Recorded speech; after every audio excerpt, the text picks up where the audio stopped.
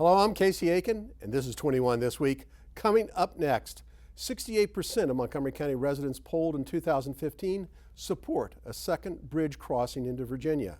So why did the County Council vote 9-0 against a feasibility plan to study the issue? Should Montgomery County reduce the number of at-large council seats? There's a proposal to do so. And how would you grade the first 6 months of the Trump administration? Stay tuned. Our panel of insiders will give you the story behind the story. We're joined by the Dean of Democratic Politics, Sam Statland. Montgomery County young Republican and an advisor to Robin Ficker's campaign for county executive, Dan McHugh. Young Republican entrepreneur, Evan Young, and education activist, Cynthia Rubenstein. Stay tuned for these stories and more on the next 21 This Week.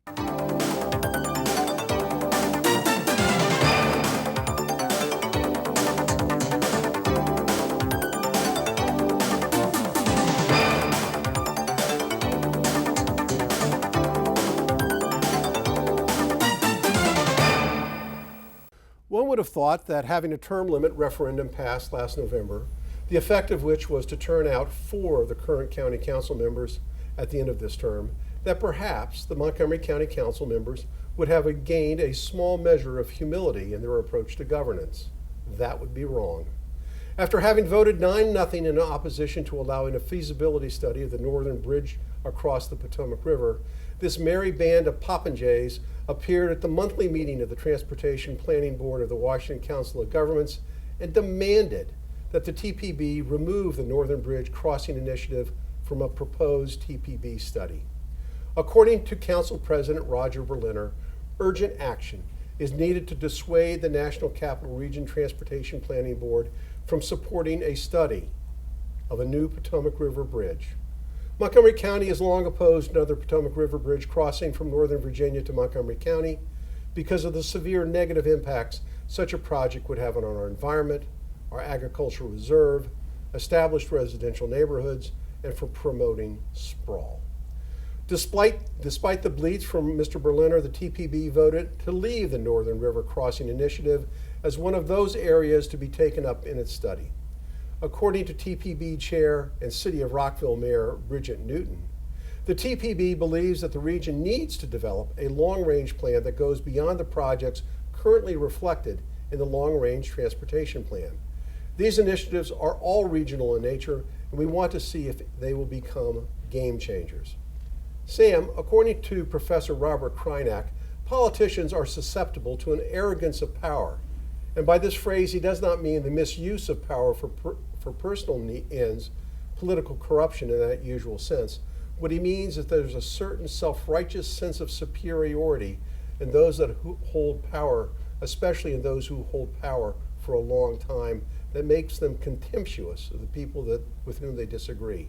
Would you say that the members of the Montgomery County Council are guilty of arrogance of power? No, Casey, they're not guilty of arrogance of power. All they care about is getting reelected.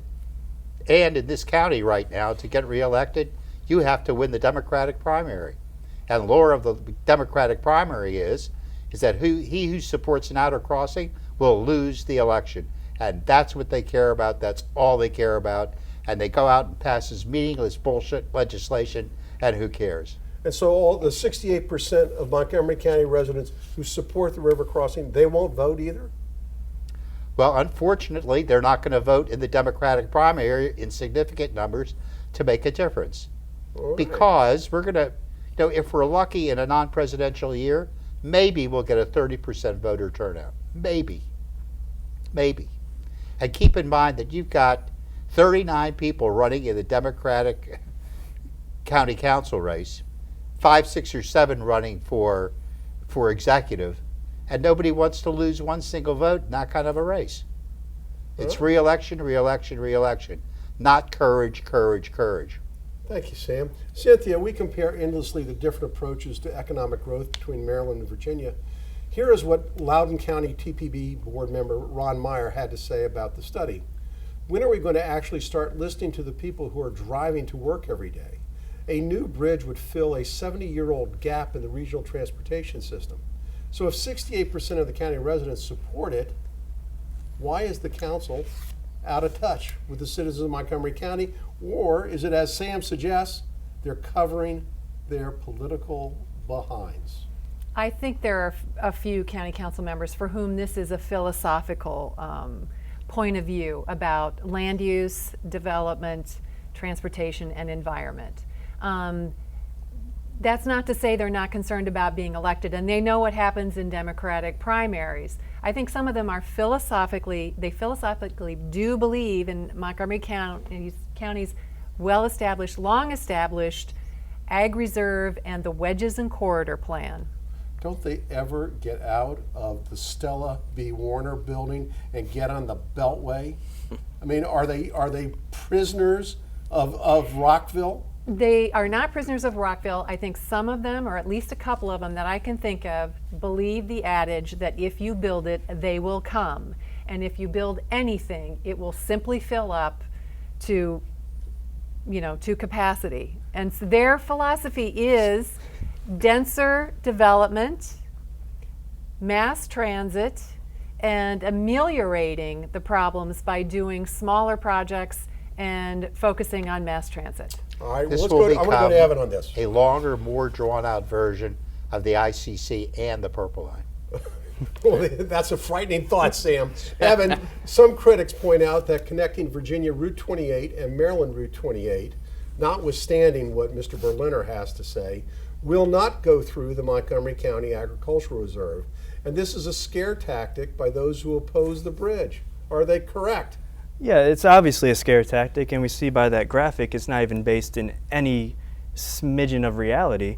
The thing is here, he's making a lot of concrete statements about the detrimental effects that this will have, while opposing any study to see the feasibility of it. So it's ironic that he can make such concrete statements, but he's a very melodramatic man, and no amount of whimpering about this by Roger Berliner will change the fact that by 2030, up to 2 million more people will be living in this region.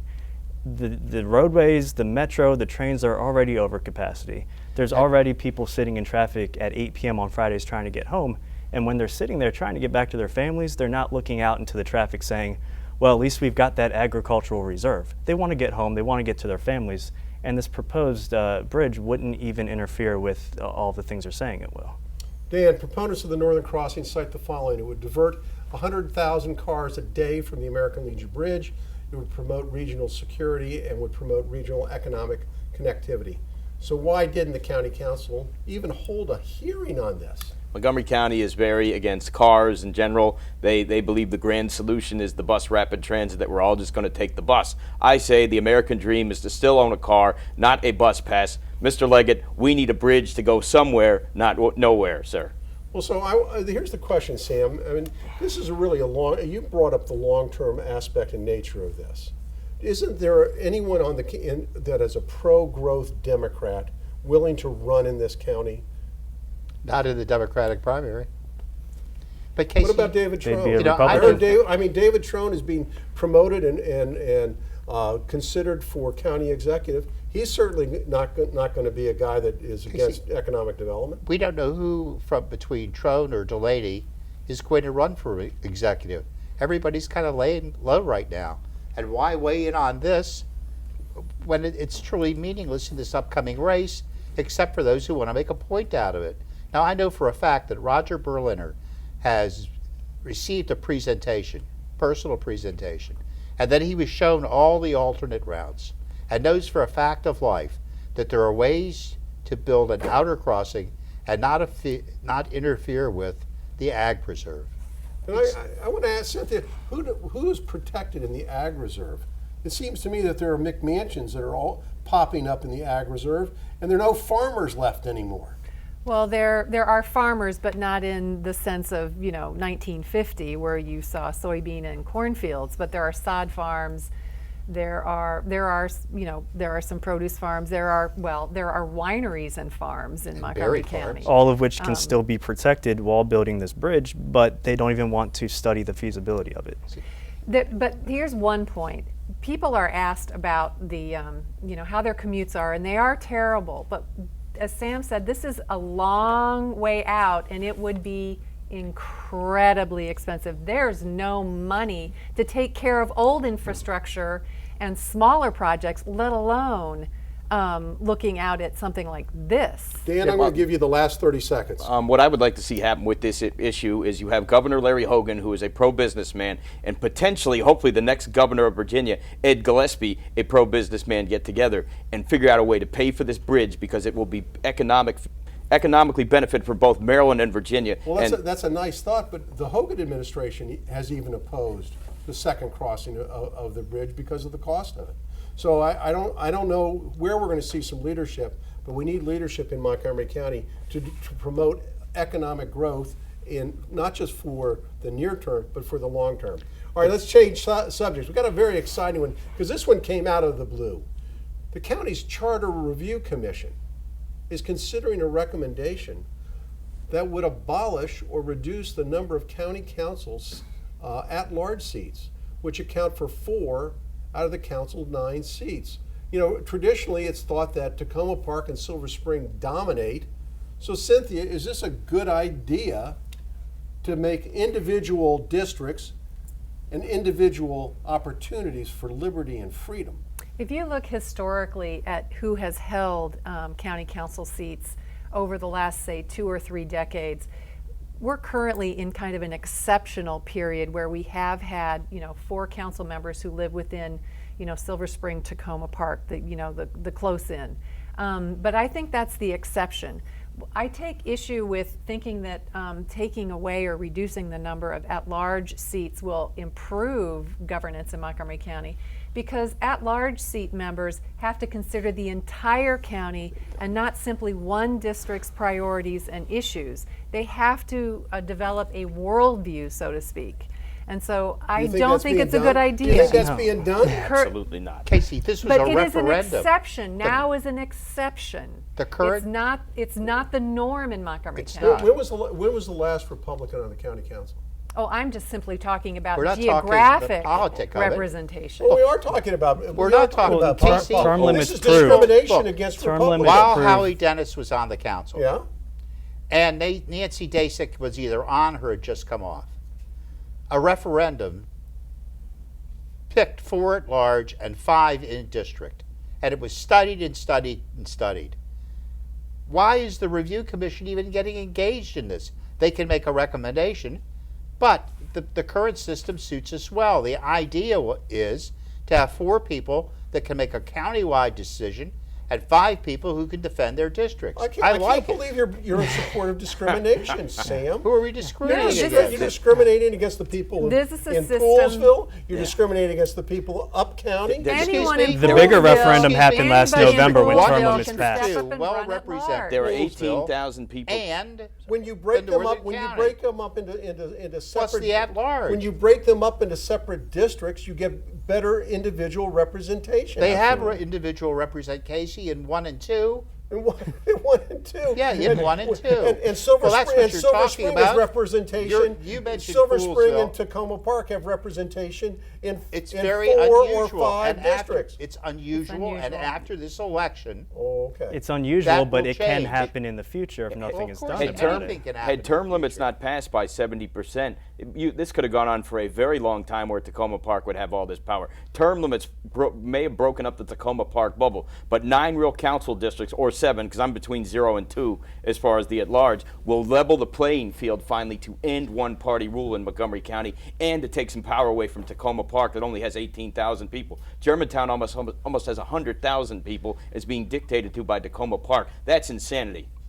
And let me ask you guys politically, what legislation was passed? What happened in the last 4-year period that benefited Back the tax. people over Tacoma Park more so than any other district in the county? Look, with 1 million people in wait, Montgomery answer the County, question. I'm gonna Answer the question. How would you know if you since you have no vote on the county council? There is not a single Republican on the county council. There is not a single person who's a pro-growth economic devotee on the county council. This is an opportunity to have diversity of thought and diversity of politics on this county council. And The it's diversity desperately- is within the and it's candidates. desperately needed. With You one- need a candidate that simply can have run. You not don't have a been- good candidate. Who has stepped Casey? up in the last 8 years from that community? one of the problems is that they do not organize and pitch themselves well. And they don't stay after one race. they They s- You know flee. what? They're out. You know They why? head for Florida, because, like we because were they're discussing. bankrupt They after. pull out they're of a bankrupt district. after. I ran in that same race with Howie Dennis and Roger Berliner for Council's District 1, and I was almost bankrupt after the primary. It's a long haul, and if you have no prospect for winning, you're not going to continue in the race. And we have one party. Dan, we got to wrap it up. I'm sorry. When we come back from this short break, after 6 months in office, how would you rate the Trump presidency? We're going to find out how these guys rate him, but how would you do it? Stay tuned.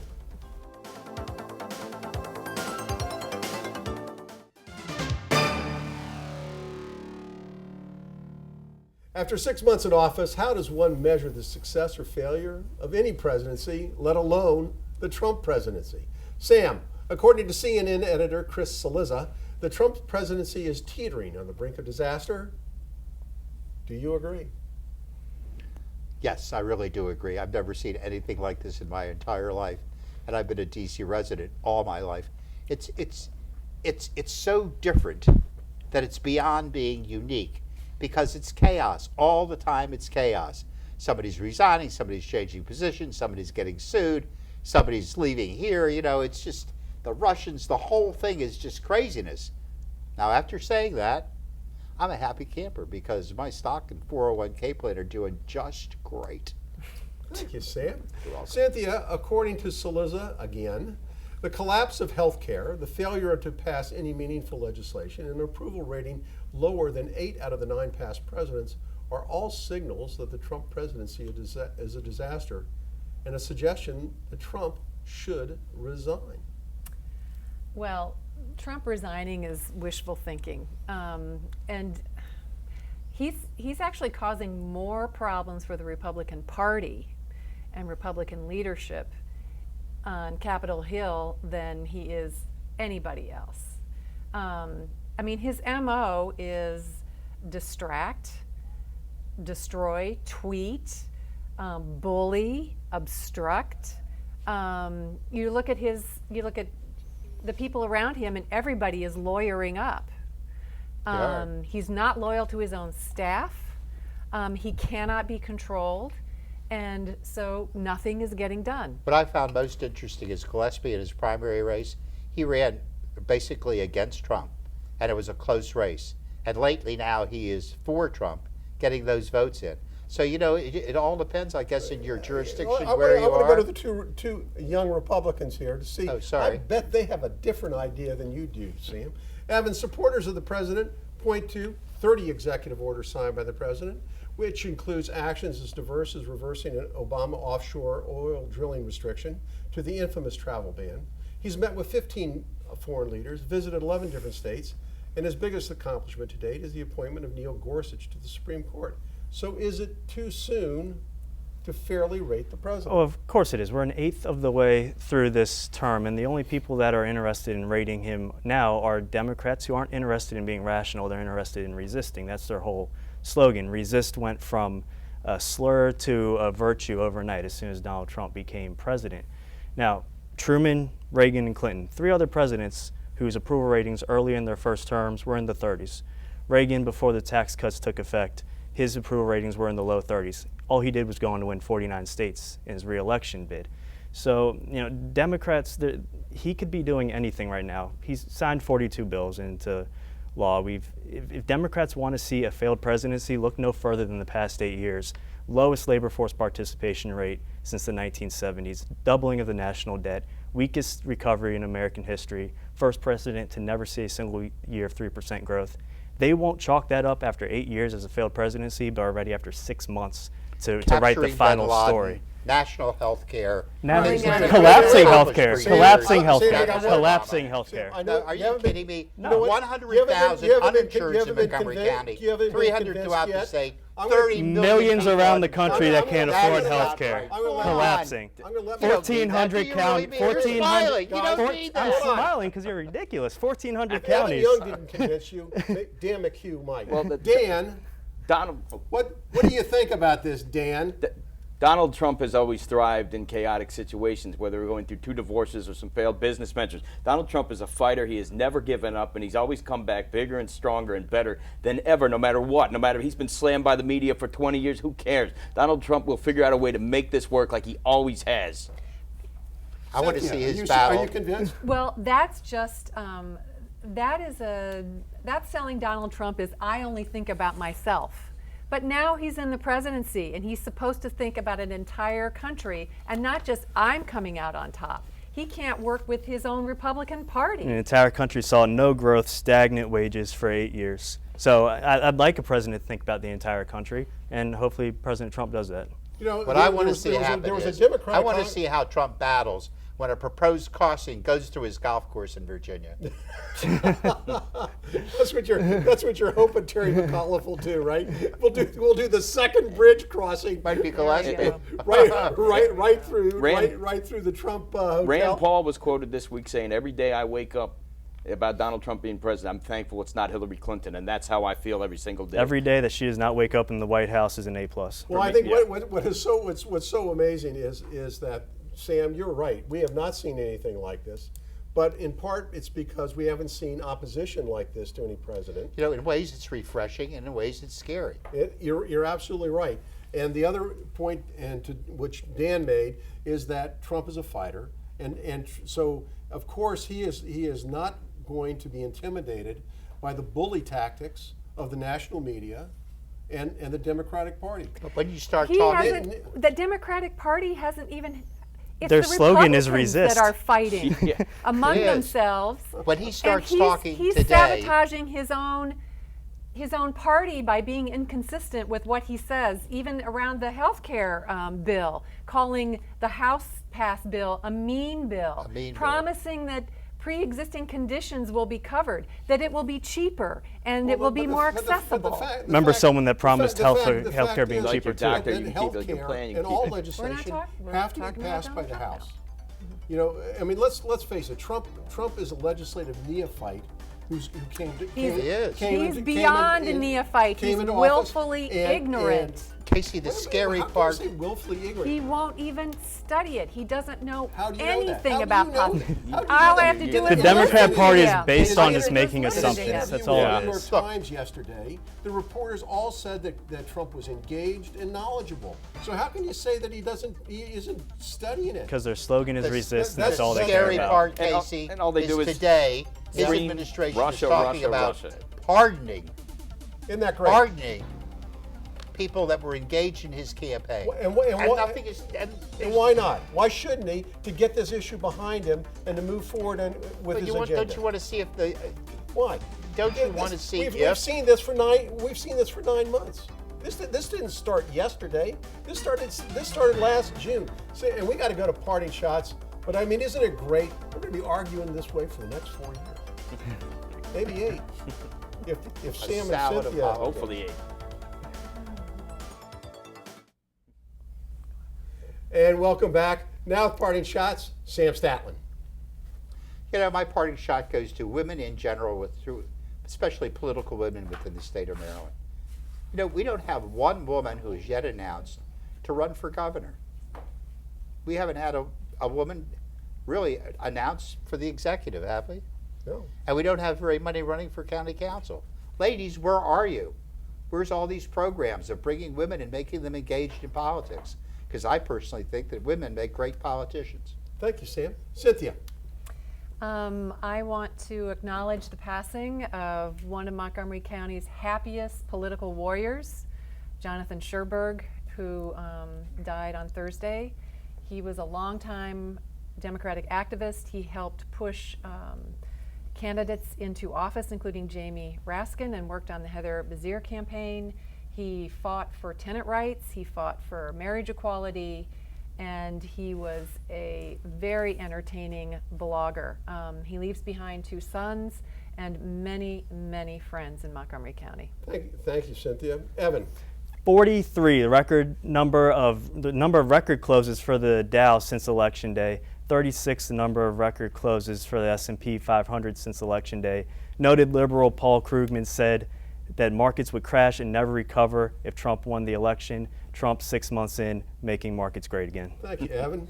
Dan, you got about 10 seconds, so you got to make it for quick. My message is to the wealthy Democrats out there. I just read today in the Daily Caller that Democratic National Committee is hundreds of millions of dollars in debt. So please get out your phone and donate some money to the Democratic Party. You believe in redistribution of wealth? Give them some of your money.